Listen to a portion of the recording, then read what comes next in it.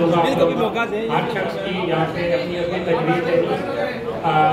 जो आज का मौजूदा इशू है बिजली के बिल के हवाले से, मैं समझता हूँ उसके 3 हाल है। एक हाल तो ये है कि जैसे हम लोग चुप करके बिल दे रहे हैं वो देते जाएं।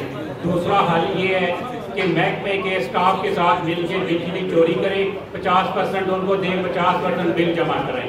और तीसरा हल ये है कि जैसे अभी शौकत साहब या बाकी लोगों ने कहा कि आप खुद भी बिल जमा ना करवाएं, और उसके साथ साथ जो ये आहद करता है कि बिल जमा ना करवाएं, उसकी ये जिम्मेदारी है कि जिस तंजीम का वो नुमाइंदा है, जो उसके कंसर्निंग है, वहाँ तक ये मैसेज जाए, और ये ना हो कि 87% फिर जमा हो जाए और बाकी रह जाए। सुहेल शुजा साहब ने बात की कि 61% जो है वो बिजली चोरी का वज़ीर आज़म इकरार कर रहा है, फिर ये महकमा क्यों रखा हुआ है? फिर महकमे का नाम लिखें चोर महकमा है, फिर वज़ीर आज़म साहब इनको रखे ना।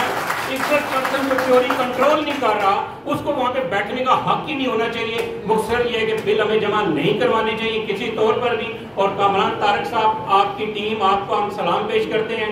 आपको फरिश्तों की कालें भी आएंगी, बाकी तरफ से ऑफर भी आएंगी। मैं सिर्फ इतना कहना चाहूँगा, बुलंद रखना निगाह अपनी, ख्याल अपना, मजाज अपना, न डग मगाए कदम तुम्हारे, कुछ ऐसा अपना वक़ार रखना। Thank you.